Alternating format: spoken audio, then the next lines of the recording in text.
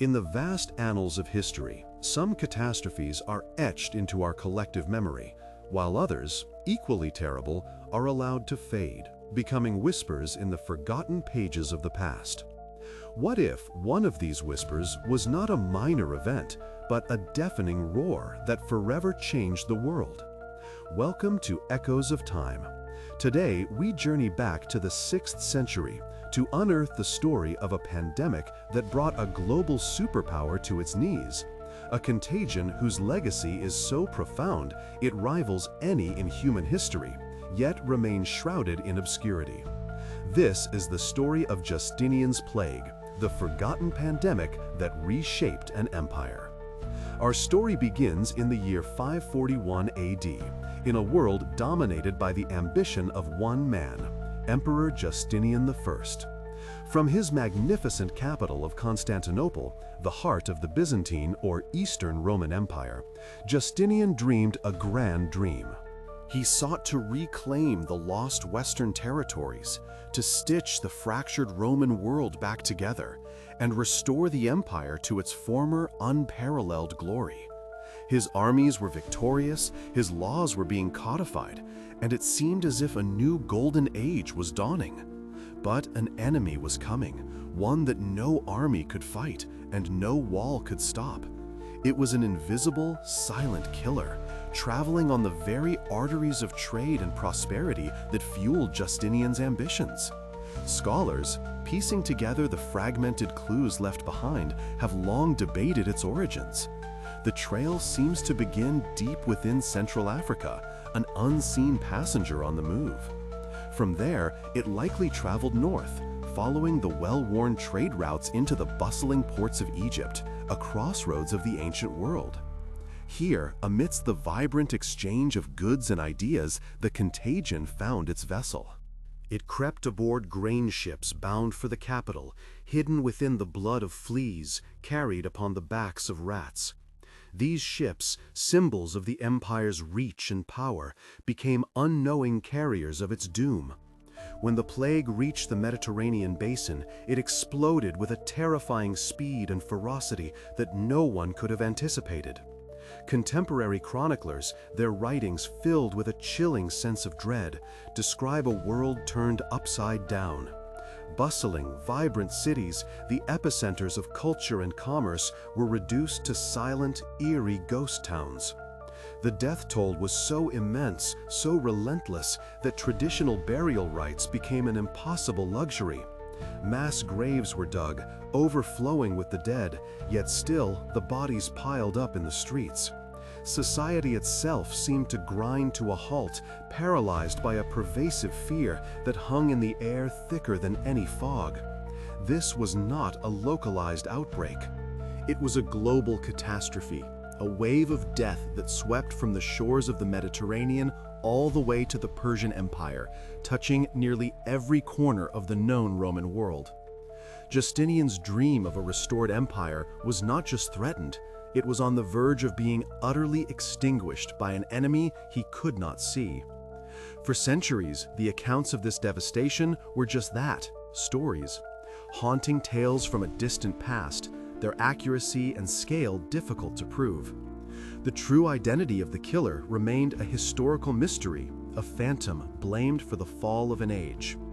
But in our modern era, science has given us the tools to look back, to analyze the very bones of the victims and uncover the secrets they hold. Through the painstaking analysis of ancient DNA extracted from 6th century burial sites, a culprit has been identified. The evidence strongly suggests the agent of this widespread death was a bacterium known as Yersinia pestis. This name is infamous in the halls of history. It is the very same bacterium responsible for the Black Death, the pandemic that would ravage Europe 800 years later. The discovery was a revelation, linking two of history's most devastating plagues to the same microbial killer. Yet this answer only opened the door to more complex questions. The sheer scale and reported mortality of Justinian's plague have led some scientists to theorize that they were not dealing with the exact same pathogen.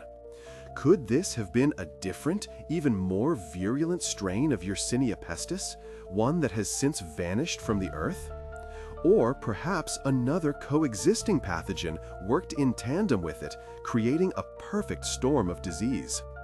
The scientific debate rages on as we continue to decipher the genetic ghost of this ancient contagion. Identifying the killer is one thing, understanding its true impact is another. And it is here that the deepest controversies lie. We are left to grapple with the accounts of chroniclers like Procopius, who wrote of a plague so severe it nearly annihilated the human race. Were these objective reports, or were they colored by the trauma and religious fervor of the time? Was this history written with ink or with fear? Scholars are divided. Some argue that the demographic collapse was truly as catastrophic as described, a blow from which the Byzantine Empire never fully recovered. Millions perished, wiping out a significant portion of the population. This loss of taxpayers, soldiers, and farmers would have hollowed out the empire from within, leaving it critically weakened and vulnerable. This leads to one of history's most profound and unsettling questions. Did this microscopic organism alter the geopolitical landscape of the world? With the Byzantine Empire reeling, its military and economic strength sapped by decades of recurring plague, its ability to project power was severely diminished. Its hold on newly reconquered territories in Italy and North Africa became tenuous. Its frontiers, once aggressively expanding, were now porous and difficult to defend. Was it this weakness, this plague-induced vulnerability, that made the empire susceptible to the subsequent invasions that would define the centuries to come? The implications of this question are staggering. In the following century, a new power would emerge from the Arabian Peninsula, fueled by a new faith, Islam. The Arab conquests were astonishingly rapid and successful, forever changing the map of the world.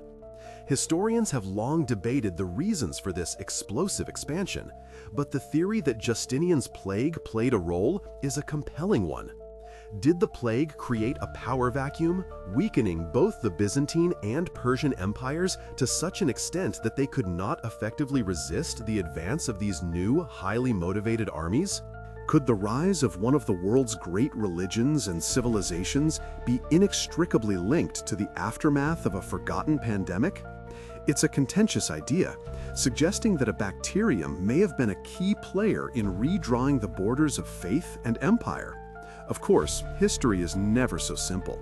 Other historians urge caution, arguing that the plague was merely one factor among a complex web of geopolitical, economic, and social shifts. They point to costly wars, internal political strife, and long-term climate change as equally, if not more, important factors in the empire's changing fortunes. In this view, the plague was an accelerator of decline, a terrible crisis, but not the single, decisive cause that some claim. It was a devastating blow, but perhaps not the knockout punch. The truth, as it so often does, likely lies somewhere in the murky territory between these theories, a complex interplay of human action and biological chance. The plague's potential influence extends even beyond the realms of war and religion into the very way people spoke. Some scholars have proposed a fascinating, though debated, theory linking the pandemic to the linguistic divisions of Europe. As populations were shattered and communities isolated, regional dialects could have evolved more rapidly into distinct languages. Could the invisible barrier of disease have helped fortify the linguistic boundaries that would one day define modern nations? It's a tantalizing thought that the echoes of this 6th century pestilence might be heard today in the very languages we speak. We stand in the present, looking back at an event that is both scientifically confirmed and historically enigmatic. We know the name of the killer, Yersinia pestis, but we are still debating the full extent of its crime.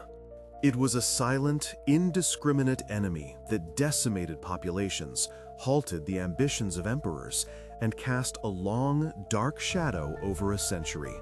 It serves as a chilling reminder that the course of human history is not shaped by armies and rulers alone. It can be diverted and even completely rewritten by forces far too small for the naked eye to see.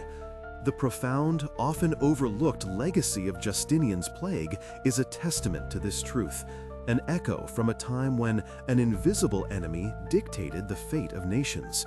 The secrets of this forgotten pandemic are still being unearthed from the dust of centuries. Each new discovery, each re-examined text, brings us closer to understanding how a single bacterium could help bring about the end of the classical world and set the stage for the medieval age. It forces us to reconsider the forces that truly shape our world. How many other forgotten turning points lie buried in the past, their echoes silently shaping our present?